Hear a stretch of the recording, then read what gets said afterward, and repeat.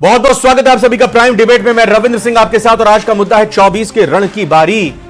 कैसी है तैयारी? लोकसभा चुनाव के लिए बीजेपी की तैयारियां जोरों पर है, क्योंकि लगातार बैठकें हो रही हैं, नियुक्तियां हो रही हैं और इसी बीच बीजेपी के राष्ट्रीय अधिवेशन की बैठक 17 और 18 फरवरी को दिल्ली में होगी। इसमें मोदी जीत का मंत्र देंगे, वहीं आगे की रणनीति पर चर्चा करेंगे। लोकसभा चुनाव के लिए पार्टी मशीनरी को तैयार किया जाएगा, वहीं मोदी सरकार की उपलब्धियों पर प्रस्ताव पारित होगा। इधर कांग्रेस की तैयारियां सुस्त दिखाई दे रही हैं। कांग्रेस के कोऑर्डिनेटर कार्यकर्ताओं से चर्चा कर रहे हैं। कैसी है दोनों दलों की आज की तारीख में तैयारी, इसी पर करेंगे चर्चा। पहले एक रिपोर्ट देखते हैं। लोकसभा चुनाव के लिए बीजेपी की तैयारियां तेज। बीजेपी ने 17-18 फरवरी को दिल्ली में बुलाई राष्ट्रीय कार्यकारिणी की बैठक। बीजेपी का आधी आबादी और युवाओं पर फोकस। 24 के रण के लिए कांग्रेस की कैसी है तैयारियां? 24 के रण की बारी, कैसी है तैयारी?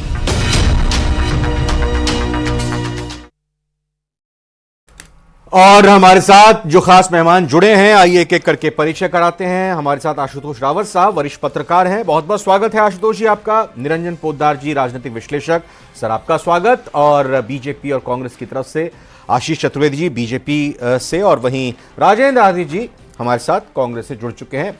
शुरुआत जरा राजेंद्र आर्य जी आप ही से करते हैं।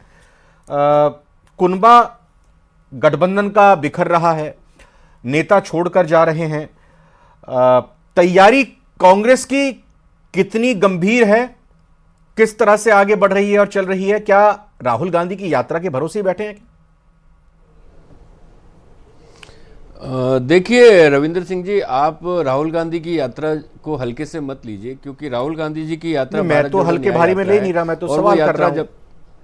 नहीं, आप कह रहे हैं भाई उसके भरोसे हैं, तो मैं कह रहा हूं कि वही सबसे बड़ा गेम चेंजर है, क्योंकि इस देश के अंदर जिस तरीके से अन्याय पिछले 10 सालों में हुआ है, जिस तरीके से इस देश में भ्रष्टाचार तेजी से बढ़ा है, आपको पता होगा कि आज ही सुप्रीम कोर्ट ने जिस तरीके से इलेक्टोरल बॉन्ड पे फैसला दिया है और उसको कहा कि सरकार की ये जो नीयत थी वो भी असंवैधानिक थी और ये तरीका भी असंवैधानिक था। जिस तरीके से उन्होंने कानूनों में बदलाव करके जिस तरीके से मतलब अपारदर्शिता और अनैतिकता बढ़ती, उसके ऊपर बहुत ही सख्त ऐतराज किया है। उसके साथ मैं ये कहना चाहता हूं कि किसानों के साथ जिस तरीके से वादा खिलाफी की गई, आपको पता होगा कि 29 नवंबर 2021 को जब काले कृषि कानून सरकार ने वापस लिए थे, तब प्रधानमंत्री ने किसानों से और देश से माफी मांगी थी, और उसके बावजूद आज भी किसान दिल्ली की सरहद पर कीलों का सामना कर रहा है। हम अपने दुश्मनों से भी इस तरीके का सुलूक नहीं करते। अन्नदाता के साथ जिस तरीके का सुलूक है, उसके ऊपर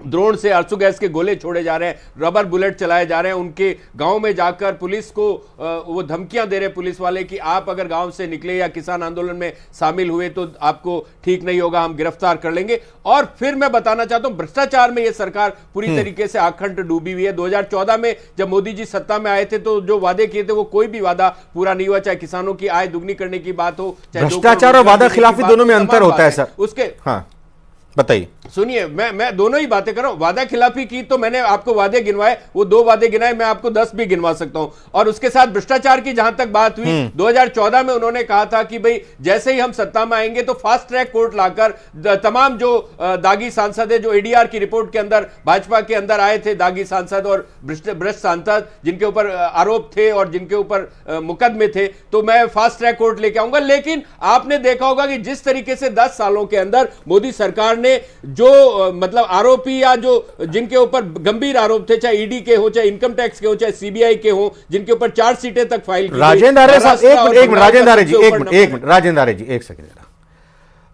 चाहे मुकाबला चुनावी हो, चाहे मुकाबला खेल का हो, 2 टीमों के बीच हो, एक टूर्नामेंट में मुकाबला हो, आप अपनी प्लेयरों की काबिलियत देखते हैं, अपनी रणनीति बनाते हैं, या दूसरे की कमजोरी को देखते हैं? समझ रहे होंगे मैं क्या पूछना चाह रहा हूं। देखिए, मैंने कहा कि भाई बीजेपी लगातार क्लस्टर प्रभारी बना रही है, बैठक हो रही है, दौरे हो रहे हैं, फिर उसके बाद प्रधानमंत्री नरेंद्र मोदी की तरफ से यहां पर 17-18 तारीख को ऐलान किया जाएगा। आपकी तरफ से पार्टी को एकजुट करने के लिए, कार्यकर्ताओं में जान फूंकने के लिए, बूथ स्तर पर काम करने के लिए क्या तैयारी है? या विपक्ष में खिलाड़ी कौन कमजोर है, कौन घायल है? मैं आपको वही तो निवेदन कर रहा हूं ना कि जिस तरीके से उन्होंने जिन पे आरोप थे उनको भाजपा में शामिल करने के बाद में उनको मुख्यमंत्री बना दिया, किसी को उप मुख्यमंत्री बना दिया, किसी को कैबिनेट मंत्री बना दिया। अरे तो राजस्थान चुनाव से पहले बना दिए गए थे ना, तो राजस्थान चुनाव तो आप हार गए ना।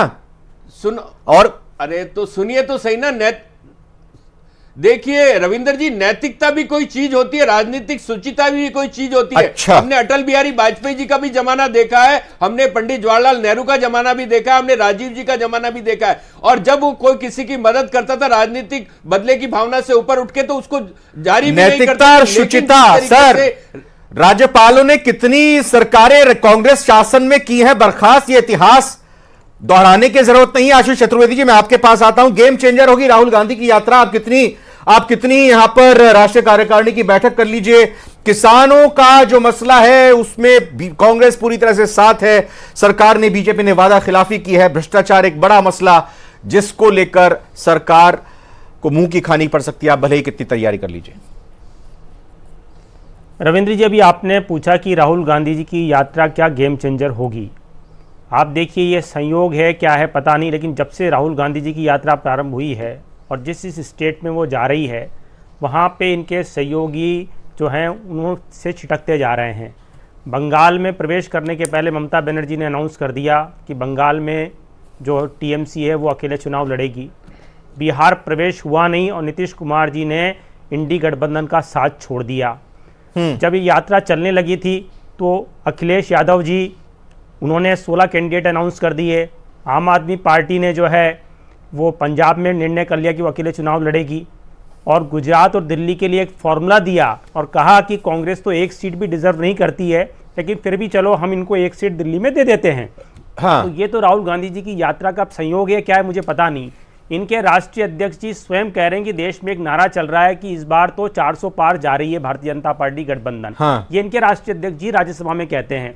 इनकी पार्टी गठबंधन की एक मुख्यमंत्री ममता बनर्जी, वो कह रही हैं कि इस बार तो कांग्रेस बमुश्किल 40 सीटें भी लेकर के नहीं आ पाएगी।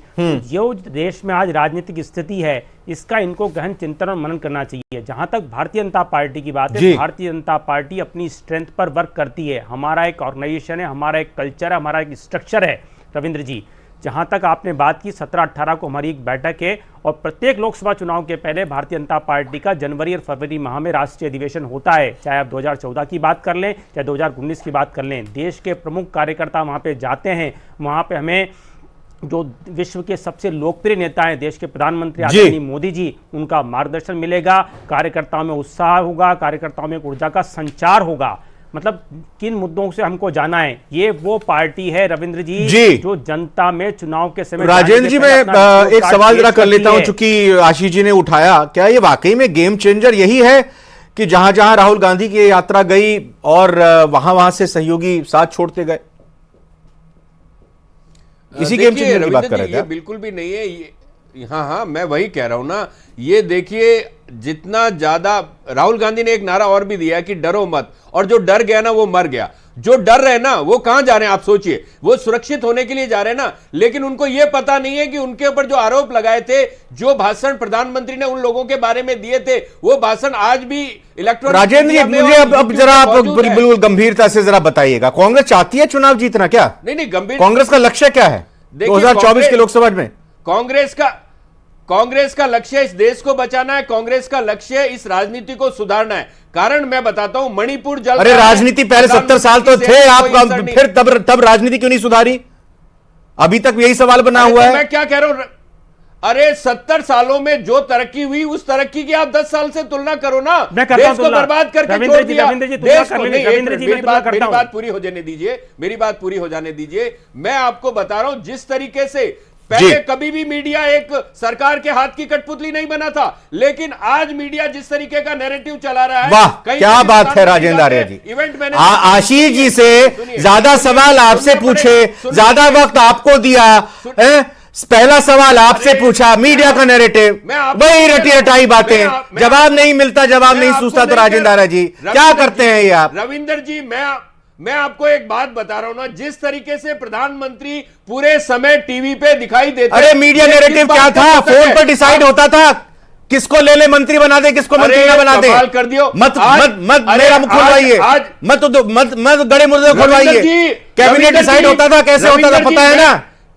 बहरहाल इस चर्चा में नहीं पड़ते। एक मिनट सुन लीजिए, आशीष जी 10 साल बना 70 साल बोल रहे हैं। एक मिनट बोलिए साहब, जवाब देता हूं। बोलिए, चलिए पहले राजेंद्र जी फिर कुछ मेरे ऊपर बोल देंगे, बोलिए। आज नहीं सॉरी सर, अगर आपको मेरी बात बुरी लगी। अरे सर मुझे बुरी नहीं लगी, मैं तर्कों के साथ जवाब दे रहा हूं आपको। मेरे को लगता है आपको मेरी बात बुरी लग गई। यहाँ पर कौन फोन पर करता था मिनिस्ट्री डिसाइड, और यहां तो पता ही नहीं होता कि मुख्यमंत्री कौन बनेगा, लास्ट मोमेंट पर पता चलता है। रहने दीजिए बात, अब अपने मुद्दे पर आइए, बताइए, फिर आशीष जवाब देंगे। बात तो सुन लीजिए ना। आज इस देश के सामने कौन सा मुद्दा है? इलेक्टोरल बॉन्ड पे सुप्रीम कोर्ट की 5 जजों की बेंच ने फैसला दिया है। हिम्मत नहीं है किसी मीडिया चैनल की उस पर डिबेट करवा ले, बताइए ना। किसान आंदोलन चल रहा है, हिम्मत नहीं है किसी मीडिया चैनल की, एक मिनट हिम्मत, डिबेट करवा ले। 750 बात सुनिए, 750 किसानों, राजेंद्र आर्य साहब, 750 किसानों की ये हिम्मत ही है, ये हिम्मत ही है कि यहाँ पर आप प्रवक्ता है कांग्रेस के और इस मुद्दे को उठा रहे हैं और आपको रोका नहीं, टोका नहीं, और इस पर जवाब भी लेंगे। एक मिनट सर, एक मिनट, मेरी बात तो मुद्दे से, एक मिनट, जो मुद्दा है उससे अलग बात कर रहे हैं, आपको रोका नहीं, टोका नहीं, आप बार बार अपनी बातों खींचेंगे और भी मेहमान है मेरे साथ। ठीक है, कंप्लीट कीजिए अपनी बात, अपनी बात कंप्लीट कीजिए पहले। इलेक्टोरल बॉन्ड जितना बड़ा मुद्दा है, अशोक चौहान को राज्यसभा में भेजना बहुत बड़ा मुद्दा है, डिबेट कराने की हिम्मत नहीं है। अशोक चौहान के लिए महाराष्ट्र का चैनल कराएगा ना डिबेट? ठीक है, आशीष चतुर्वेदी जी देखिए, पहले तो इलेक्टोरल बॉन्ड पर लेकर बताइए। एक minute sir, Rajendra ji please, अब नहीं, अब जवाब भी देंगे और भी मेहमान है। एक तो इलेक्टोरल बॉन्ड पर बता दीजिए, ये क्या सरकार को इंतजार अदालत का ही था? अपने आप से सरकार पहले नहीं कह सकती पारदर्शिता की जो बात है, एक न्यायिक और दूसरी बात 10 साल बनाम 70 साल, एक न्यायिक फैसला। देखिए, मैं एक न्यायिक फैसला है, मैं इस पर ज़्यादा टिप्पणी नहीं करना चाहता हूं, और जो भी सुप्रीम कोर्ट का निकला है हम सबको उसका सम्मान करना होता है। जहां तक बात रविंद्र जी मोदी जी के 10 साल के कार्यकाल की बात है, तो हम केस बाय केस डिस्कस करते हैं। आप जरा इनसे पूछिए कि 2013-14 में एग्रीकल्चर का बजट क्या था, और अभी जो 2022-23 में एग्रीकल्चर का बजट क्या था। जो मेरे पास आंकड़ा है, 2013-14 में एग्रीकल्चर का बजट था 27,666 करोड़ रुपए, और पिछले वित्तीय वर्ष में था, जो मोदी जी के कार्यकाल में था, 1,25,035 करोड़ रुपये, मतलब ऑलमोस्ट 5 टाइम्स। आप रेलवे की बात कर लीजिए, आप हाईवेज की बात कर लीजिए, आप मैन्युफैक्चरिंग सेक्टर की बात कर लीजिए, मतलब आप मेट्रो के विस्तार की बात कर लीजिए, जो वंदे भारत ट्रेनें चल रही है उसकी बात कर लीजिए, जो डायरेक्ट बेनिफिट ट्रांसफर है उसकी बात कर लीजिए। डायरेक्ट बेनिफिट, दरअसल ये कांग्रेस का या लाख करोड़ रुपए और बाकी राजनीतिक दलों का बजट गड़बड़ाया होगा, इस वजह से थोड़ी सी यहाँ पे शंका उठ रही है। रविंद्र जी, सब्सिडी वाला जो किसान को नहीं मिलता है, रविंद्र जी, वो सब्सिडी बड़े कॉर्पोरेट, राजेंद्र जी प्लीज अभी आप बीच में मत बोलिए प्लीज। सरकार थी उस समय, एक टेप आया था, नीरा राडिया टेप, उसमें अंबानी जी कहते थे कांग्रेस तो अपनी दुकान है। ये नीरा राडिया टेप में था, इनको बताना चाहिए। जो बार बार ये बोलते हैं ना, इस तरह से सब चीजें तय होती थी, मिनिस्ट्री से लेकर के क्या होगा क्या नहीं होगा, सब चीजें इनके इंडस्ट्रियलिस्ट तय करते थे। तो कितने लोगों को जेल में डाला, बताओ तो सही ना, कितने लोगों को जेल में डाला? अरे कितने लोगों को जेल में डाला? किसी को नहीं छोड़ा जा रहा है, गले लगा लिया, जो भ्रष्टाचारी है सब जेल में बुला लिया, राजेंद्र किसी को मुख्यमंत्री बना दिया, जेल में किसी को राज्यसभा में भेज दिया, किसी को राज्यपाल बना दिया। अच्छा, मैं अब जरा आशुतोष जी के पास चलता हूं। आशुतोष जी, सुना आपने दोनों ही पार्टी के प्रवक्ताओं को। चर्चा इस बात को लेकर है कि कौन आगे आने वाले लोकसभा चुनाव में मजबूत नजर आता है। आज यह खबर आपको ही पता चलेगी, आप तो जयपुर में बैठे हुए हैं। महेंद्रजीत मालवीय, उन्होंने मुख्यमंत्री जी से मुलाकात की। अब सौजन्य भेंट तो ही नहीं होगी, चाय बिस्कुट तो खाने गए नहीं होंगे। पता चला है कि वो नेता विपक्ष नहीं बनाया, तो फिर वो भी जाने को तैयार है। अब यहां पर राजेंद्र जी कह देंगे कल को वो जाएंगे, आज तो कह देंगे कि वो ऐसे ही गए होंगे मिलने के लिए, और कल को जब जाएंगे तो कह देंगे कि बीजेपी उनको भी फंसाने की कोशिश कर रही थी, कुछ लालच दे दिया। आशुतोष जी, कांग्रेस कितनी गंभीर और बीजेपी कितनी मजबूत? देखिए रविंद्र जी, कांग्रेस कितनी गंभीर है इसका अंदाजा हम दूसरे कांग्रेस के नेताओं के बयान को छोड़ दें, अगर राजेंद्र जी के बयान को देखें तो ही हमको साफ समझ में आता है। जब आपने उनसे सीधा सवाल किया कि कांग्रेस की तैयारियां क्या हैं, कांग्रेस का लक्ष्य क्या है, तो आज कांग्रेस का लक्ष्य है कि देश में डेमोक्रेसी को बचाया जाए और देश को पॉलिटिकल सिस्टम को सुधारा जाए। चुनाव जीतने के लिए कांग्रेस यह चुनाव लड़ती हुई नहीं दिख रही है। चुनाव के लिए मुद्दे क्या होने चाहिए, जनता के बीच में जनता से जुड़े हुए मुद्दे क्या हैं, उन पर चर्चा कांग्रेस नहीं करना चाह रही है।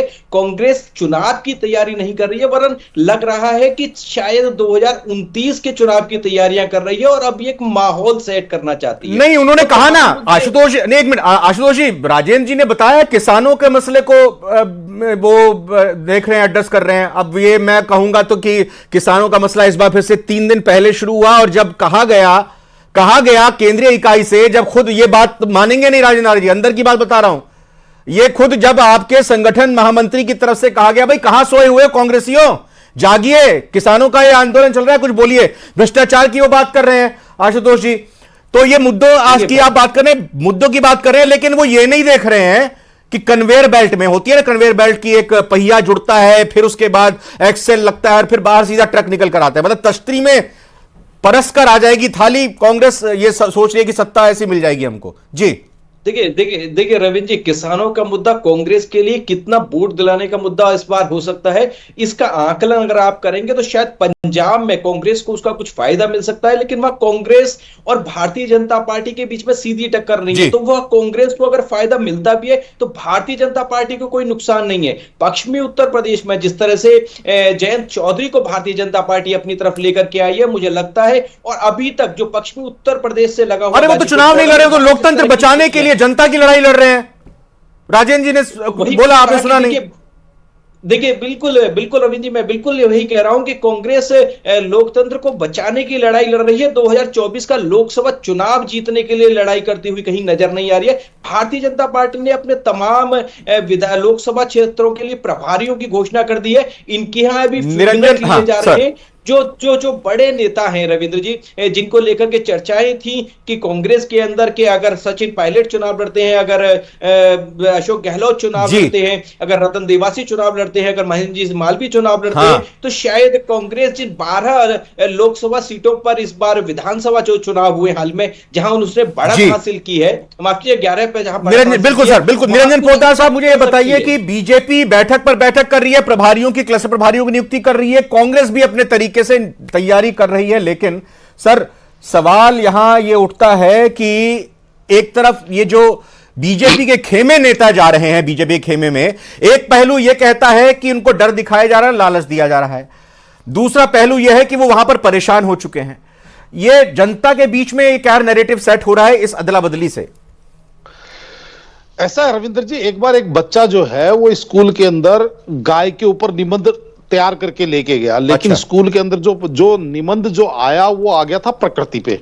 हाँ। अब बच्चे को समझ में नहीं आया क्या जवाब दूं, तो उसने जो निबंध तैयार किया था गाय के ऊपर, वो क्या लिखता है वो सुनिए। वो लिखता है कि प्रकृति हमारे पूरे वातावरण को साफ रखती है, उसके अंदर हरियाली होती है, हरी हरी घास होती है, गाय घास खाती है और गाय हमारी माता है, उसके 2 सींग होते हैं, एक पूंछ होती है, 4 पैर होते हैं, वो हमें दूध देती है। यानी कि बाकी का निबंध सारा का सारा उसने गाय पे चिपका दिया। यहां पे भी कदाचित आप ये मान के चलिए, जब भी कांग्रेस प्रवक्ता जब आते हैं तो वो एक रटा रटाया निबंध लेकर के आते हैं। आप सवाल कुछ भी पूछें, वो वही मणिपुर, वही पहलवान और वही महिला और वो जिन चीजों को, आप जितने ज्ञानी नहीं है ना, आपके जितने ज्ञानी नहीं है ना, आप ही हैं ज्ञानी। तो जनाब बाकी तो कोई ज्ञान है ही नहीं। नहीं राजेंद्र जी ज्ञान की बात नहीं कह रहे हैं। नहीं अरे मजाक कर रहे हो रविंद्र जी, मतलब आप एक राजनीतिक विश्लेषक से इस तरह की नहीं भाषा का, देखिए वो क्या बोलेंगे उस पर मेरा तो बस नहीं है, लेकिन मैं बता रहा हूँ आपको बात। एक मिनट सर, इतनी थोड़ा टाइम है क्या कहानियां सुनाएंगे? नहीं उनका ये कहना है, वो नहीं उनका ये कहना है कि सवाल कुछ भी पूछेंगे लेकिन जो सोच कर आया जवाब वही देंगे। जैसे उस छात्र ने प्रकृति पर सवाल किया, उसको गाय का निबंध आता था, उसने गाय के बारे में लिखा, प्रकृति को तो वो जानता नहीं था। ठीक है, मुझे एक बात बता दीजिए निरंजन जी से मैं सवाल पूछता हूं, क्या 45 सालों की सर्वाधिक बेरोजगारी नहीं है देश में? क्या इस देश में सर्वाधिक महंगाई नहीं है? क्या 100 दिन के अंदर महंगाई खत्म करने का 2014 में इन मुद्दों को बताइए, इसका जवाब दीजिए। इन मुद्दों को कांग्रेस कैसे जनता के बीच लेकर जा चुकी है अभी तक? ये निबंध आप भी याद कर लीजिए निरंजन जी, आप भी देश के नागरिक हैं, आपकी भी जिम्मेदारी है।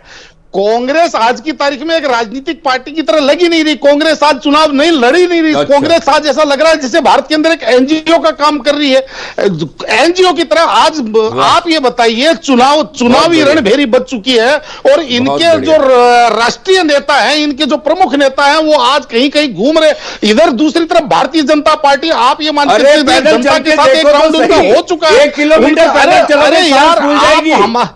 आप हमारे को पैदल चलवाने के बजाय आप अपने आप को आसान नहीं है। अरे भाई साहब, चल रहे ना, हम तो चल रहे हैं। आप ये बताइए, कांग्रेस छोड़ दीजिए, दक्षिण देश पे एहसान कर रहे हैं भ्रमण करने के लिए। भाई विपक्ष में है, अगर पार्टी अगर लोकतंत्र को बचाना है, अगर आप करना तो पड़ेगा ना ये काम। करोड़ों लोगों को थोड़ी देर बाद बीच में छुट्टी लेकर भी तो चले जाते हैं रेस्ट लेने के लिए। वो सत्ता में आने के लिए लड़ी नहीं कांग्रेस, तो विपक्ष। लेकिन आशुतोष जी, एक मिनट, आशुतोष जी, विपक्ष में आ जाए। आशुतोष जी, एक चीज और ये बताइएगा जरा, एक चीज और बताइएगा कि ये विपक्ष में और सत्ता पक्ष में या दो जो टीम्स होती हैं जो फाइट करती हैं, अगर उनमें बड़ा फासला हो जाता है, क्योंकि अंत में तो जीत के लिए खेलते हैं सभी, तो बड़ा फासला हो जाता है, उसके लिए लोकतंत्र को कितना ये कहें कि संजीदगी बरतनी होगी या कितना खतरा होगा? देखिए रविंद्र जी, अगर लोकतंत्र की भारत और खासतौर पर भारतीय लोकतंत्र की बात करें तो मुझे लगता है कि जो भी राजनीतिक दल है उनको जनता के मुद्दों की पहचान करनी चाहिए और जनता के बीच में जाना चाहिए, क्योंकि लोकतांत्रिक व्यवस्थाओं के लिए राजनीतिक दल, वो चाहे सत्ता में हो चाहे विपक्ष में हो, सबकी मजबूती एक लोकतंत्र को मजबूती प्रदान करती है। और यही इस परिस्थितियां जल्दी से राजेंद्र सर ये बताइए कि कुछ चर्चा चल रही है कि कांग्रेस के कुछ नेता इधर उधर हो सकते हैं राजस्थान से, आप कह रहे हैं कोई नहीं जाएगा? मैंने आपको कहा ना, राहुल गांधी ने एक मंत्र दिया है कि डरो मत, और जो ये तानाशाही और जो सरकार है, इसके किसी भी फैसले से हम डरने वाले नहीं है। आशीष जी डराओ मत, लोकतंत्र भी बचाने की लड़ाई लड़ रहे हैं, इस संविधान को बचाने, संविधान को बचाने की लड़ाई लड़ रहे हैं। जहां तक जनता के बीच में जाने की बात है ना, जाने की बात है ना, राजेंद्र जी बस एक मिनट सुन लीजिए भाई, सुन लीजिए, डराओ मत कह दिया आपने, उन्हें सुन तो लीजिए। रविंद्र जी मैं जवाब दे रहा हूं।